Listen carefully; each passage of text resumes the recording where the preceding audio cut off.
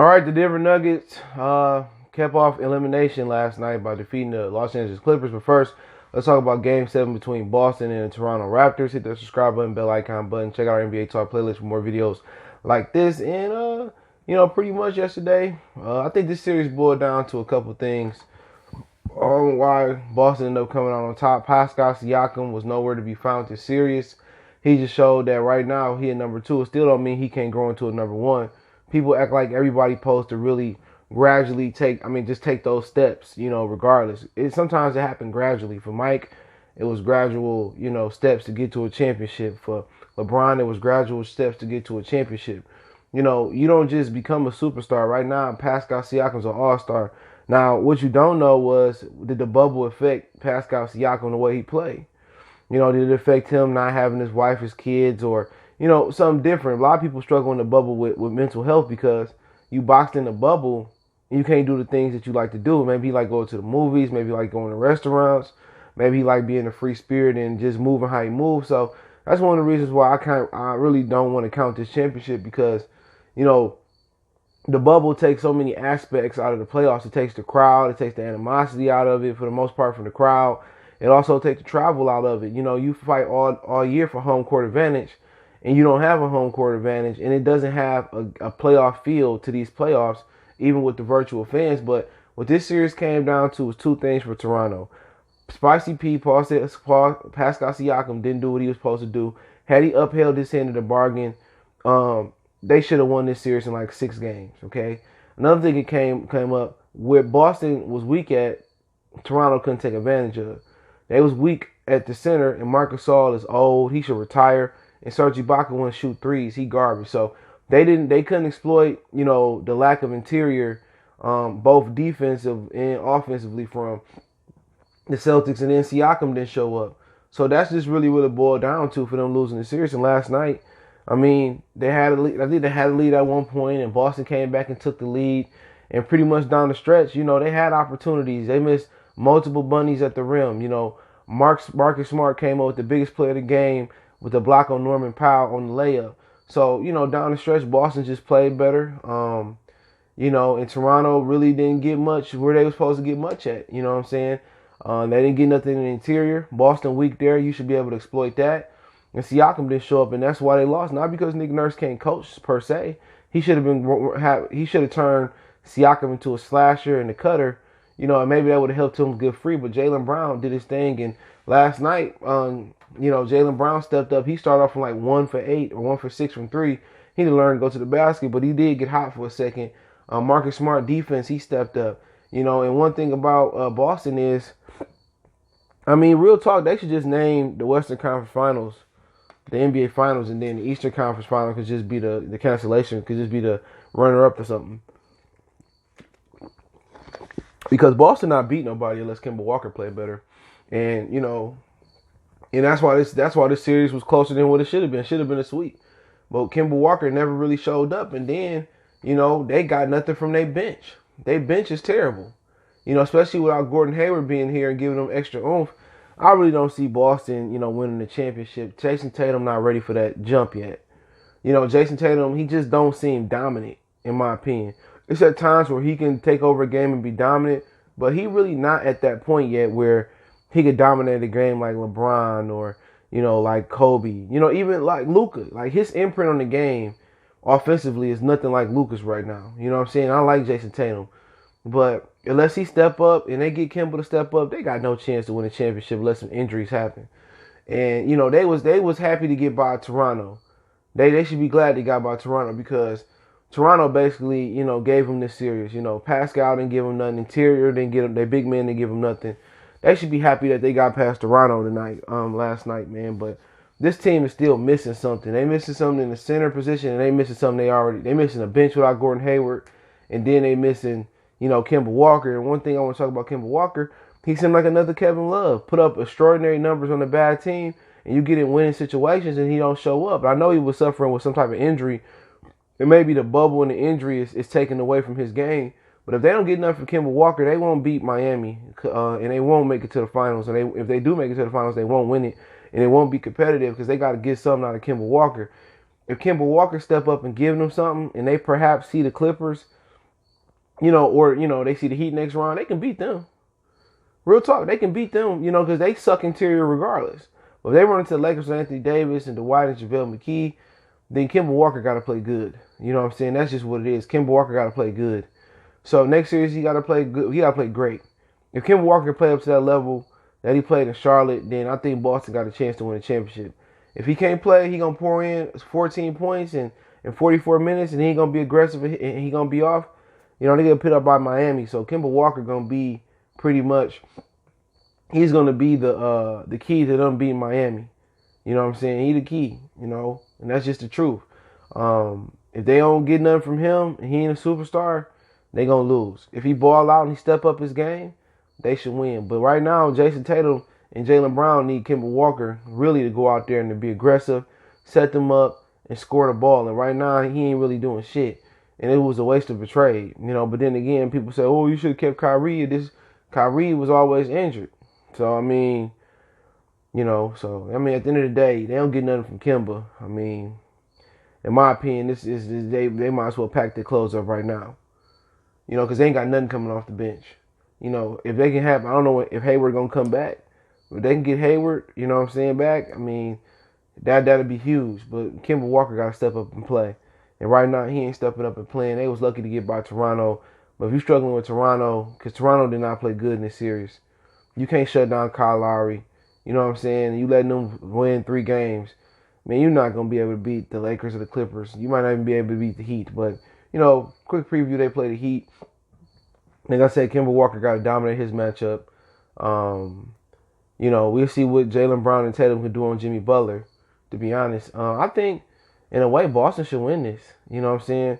If Kemba step up, they should win. But Miami got the deeper bench. And then Bam Adebayo is probably the best big man in this series. So, it all depends. Can Duncan Robinson and Tyler Hero step up, with no experience in the playoffs? Goran Dragic's got some experience. Jimmy Butler. Bam don't have no experience, I don't believe. So, or not that much. So, can these dudes step up in the Eastern Conference Finals? And I think they can. Because this ain't a real playoff. I be telling people that there's no road, there's no home and road, there's no the fans. It doesn't feel like the playoffs. This feels like a rec league. So I think they can step up, and I think it's a good experience. It's the best experience for an inexperienced player that don't have a lot or no playoff experience because it ain't really no fans there. You know what I'm saying? And so it don't feel like a do or die. And a lot of players probably feel like I'm ready to go home and get out the bubble anyway, so I got to lose. So, I don't think nobody's shying away from the moment. I just think a lot of people letting the bubble beat them mentally. Like Pascal Siakam, I don't think he shied away and played bad because he was shook by Jaylen Brown or, I just think it's more mental being in the bubble. A lot of people got to do the shit they pregame rituals. Maybe they go to the movies, maybe they go get something to eat. Maybe they used to, having multiple chicks in their hotel or random chicks in their hotel. I don't want to say random. A lot of people can't do what they do. A lot of people ready to go. I know Pascal Siakam probably left the bubble and ran with it. So I'm not holding that against him saying, he choked. I just maybe think the bubble like Paul George mentally, Danny Green mentally, they melting under the bubble. So, like I said before, to pick a winner, I'm gonna go with Boston over Miami. But Kemba Walker got to play better, man. But I think Jaylen Brown and Tatum gonna handle Jimmy Butler. I'm not worried about him. Take away him this series. The only person that can save them is Dragic. Outside of Jimmy is Dragic, Bam, and them young guys got to shoot the ball. But I'm gonna say those young guys don't show up in this series. I kind of fear Miami depth a little bit, but I'm gonna say Kemba get it together and Boston winning in 6 or 7. So yeah, we could talk about that. So last night the Denver Nuggets, they played the Clippers. They beat them. I had this series going 6, and it's going to at least go 6. What happened last night was, I don't know, Kawhi did everything, and he got only three other players went in double digits. Paul George was 4 from 10 from 3-pointer with 26 points. Marcus Morris scored 12 points, and it was his fault they lost. And Patrick Beverly poured in 10. They got to get more help. Lemon Pepper Lou and Montrezl Harrell, they only played 19 and 16 minutes for whatever reason that was. You know what I'm saying? So, once again, I don't know what they doing. Shaman only poured in 3. They got to probably get Reggie Jackson back involved in there, man. They got to get something off their bench. And right now, Doc Rivers ain't playing nobody off his bench. He playing, Patrick Beverly 27 minutes. Kawhi played 39. Paul George played 42. Zubac played 32. Marcus Morris played 37. So he got to get that bench involved. It ain't no reason, unless I missed it, that Lewis Williams and Montrezl got ejected or so. Ain't no reason that them motherfuckers playing 16 and 19 minutes, unless it was foul trouble. So of course they lost, and they blew another 16-point lead. Of course they lost. You got to get them dudes involved. And if Kawhi Leonard don't get no help, they can lose at some point to Lakers, whoever it may be. You know what I'm saying? Then they want to start playing down the stretch and trying to come back. This team got the mentality they can flip it on and flip it off that switch. And that ain't a good mentality to have. You know what I'm saying? We could turn on, man, Doc Rivers better get Lewis Williams and Montrezl Harrell involved. You need that depth. You better get Reggie Jackson involved too. I know people say, Reggie Jackson wouldn't do it. Man, Reggie Jackson's a big games in the beginning of this playoff series. You got to play that bench. You putting too much on, especially if Paul George ain't got it early on. Hell out of here, man. Put Lewis Williams in there. Put Trez in there. You know what I'm saying? But like I said last night, the one thing that got them in trouble was Marcus Morris getting in Paul Millsap's face. Like he think he a tough dude, man. You ain't no tough dude trying to play the fake tough guy. But what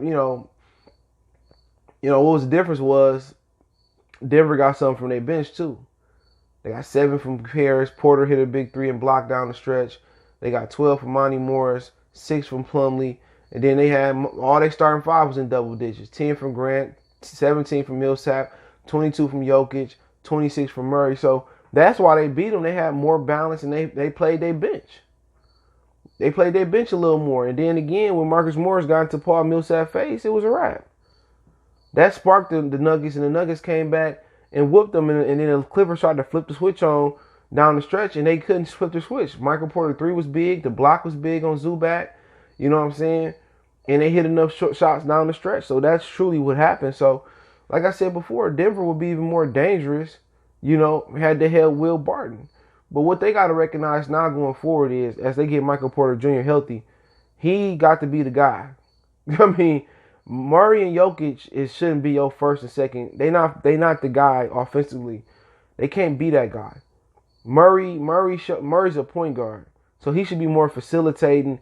And he showed when the moments get too big or he get up against good defensive teams, his bad shots don't go in. You know what I'm saying? Some of his good shots look like they bad shots. So Michael Porter Jr. going forward, he got to be the vocal point of that offense scoring wise.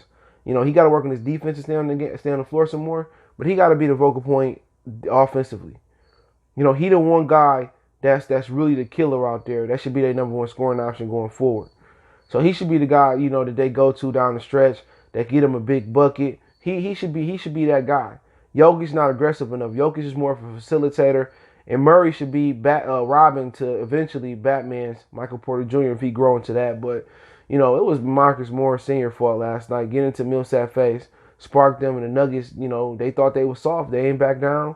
They made some critical shots. Now you got a series. Now you got a 2-game series now. The Nuggets can get hot like that. And don't forget, they missing one of their best players, Will Barton. He instant offense off the bench. So this team ain't even at full power. And that's the crazy thing about it. Eventually, they got to develop Bola. Eventually, they're gonna continue to develop Michael Porter Jr. So this team ain't even at its best. You know what I'm saying? They ain't even at their best. So, looking forward to it, man. To where they going to Game 6, they can win that game too. They can win Game 6. I think they can. They can win this series, man. The Clippers right now, man. And people say, the Clippers struggling with the Nuggets. The Nuggets are by far a better team than the Rockets. Let me establish that. This is probably the 3rd best team in the West. You know what I'm saying? They just young right now. And they got some missing Will Barton hurting them. Because he that guy that come off the bench and get buckets. He can win you a game by himself. Damn near. And Porter still kind of developing and getting healthy, and Bola, this team gonna run the West at some point if the NBA allow it. So let me know what you guys think. Clippers headed to a Sunday game, but you already know the NBA can't have one series go 7 and the other series go 5, right? They can't have the Lakers going 5. They can't have the Clippers going 5. They can't have the Miami, beating Milwaukee in 5. They can't have all that happening because they got TV deals to go through. So some series got to go 5, got to go 6. Don't be surprised if the Lakers and Rockets don't go 6. You know what I'm saying? The NBA need that TV money, and ESPN and TNT need that money as well. And ABC, Walt Disney's whole business. But hey, don't forget we on Facebook, Instagram, Twitter. You can reach out if you got business questions, inquiry, sponsorship, video requests. All my social media links in the description. Check out our Facebook group. Want to make a donation? Cash App CJ Good 313. PayPal link in the description. Best way to donate. Share the video. One time for the one time we go.